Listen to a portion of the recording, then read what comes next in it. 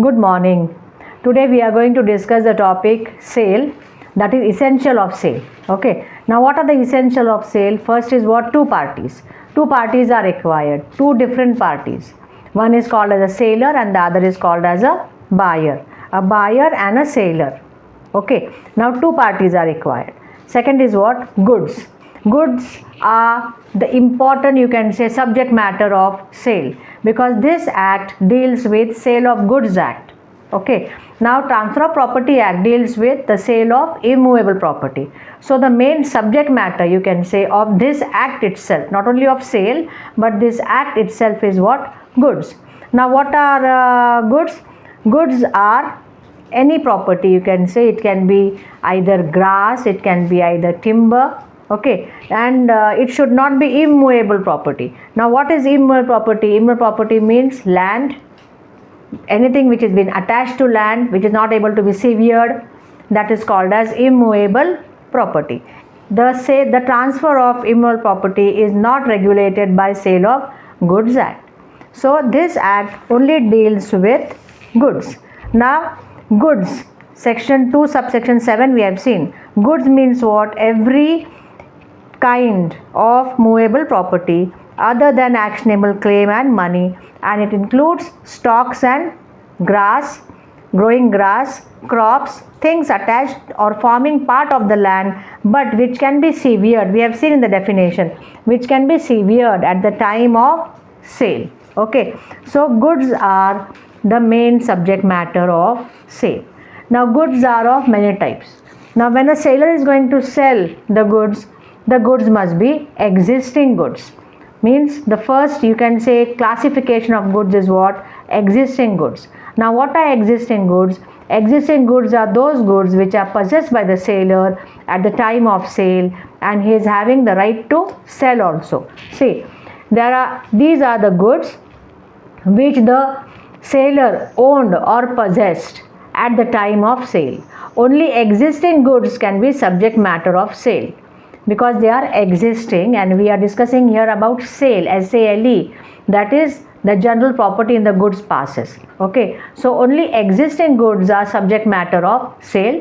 If the goods are not existing, it can be like a future goods or contingent goods, then they are the subject matter of sell, that is SELL, agreement to sell. Okay, now these existing goods can be further classified into specific goods, ascertained goods and unascertained goods. See, what are specific goods? Specific goods means the goods which are being identified. Means the buyer is telling, this is the thing which I am going to purchase. I want to purchase this thing. Okay, so these are goods which are identified and agreed upon at the time of sale or at the time of contract.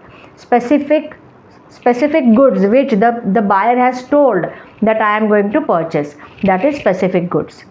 Ascertained goods, though commonly used as similar to specific goods, these are the goods which are being ascertained after the formation of the contract. Means here now you can use as a synonym ascertained and specific goods. Many a time it has been used as synonyms, but ascertained goods means now it has been fixed, the contract has taken place. Those are ascertained goods. Unascertained goods mean those goods which are yet not ascertained, means we don't know whether the buyer is going to purchase it or not. They are defined only by description and may form part of a lot. So we don't know, these are the things which the buyer may purchase. The buyer has told about his choice, what goods he wants. So we have kept before him, the seller has kept before him 50 things which he wants. So yet those 50 things, 50 goods are unascertained, because he is going to purchase only one out of that 50. So till he does that, till he ascertains, the goods are unascertained. Okay, so existing goods are further classified into specific goods, ascertained goods and unascertained goods. Okay, this is the first classification of goods. Second is what? Future goods. See, future goods means now at the time of contract of sale, the seller is not possessing it. He will get it afterwards, in future. Those goods are called as future goods. Maybe they will be manufactured afterwards. Maybe the possession the seller may get afterwards. So now he is not having. So that is called as a future goods. These are the goods which a sailor does not possess at the time of the contract, but which will be manufactured or produced or acquired by him after making of the contract of sale. A contract of present sale of future goods, though it is mentioned as a contract of sale, it operates as agreement to sell because the goods are not in existence. Okay, so this is future goods. So future goods are not subject matter of SALE. Okay, they are subject matter of SELL. Okay, now the third is what? Contingent goods. Contingent goods means a type of a future goods which the sailor may get when he fulfills certain conditions. He may acquire those goods only after fulfillment of certain conditions. That is called as a contingent goods. Though a type of future goods, these are the goods the acquisition of which by the sailor depends upon contingency which may happen or may not happen. Okay, so contingent goods, future goods are not subject matter of contract of sale. They are subject matter of SELL. Okay, so existing goods are only the subject matter of sale because the sailor is having right to sell and he is having possession also to sell. Okay, so this is the second essential of the contract of sale, that is goods. The first we saw what? Two parties. The second is goods. The third is what? Price. Price means money consideration. Sale takes place only when the buyer pays the price to the sailor. That is he pays the value. He pays money to the sailor. Then only it is called as sale. Because if ownership of goods is transferred by the sailor for the ownership of some other goods given by the buyer, that is called as barter. Okay, so that is not a sale. For sale, the sailor has to give the goods and the buyer has to pay the price. Okay, so this is the third essential, that is price must be there. Next is what? Transfer of general property.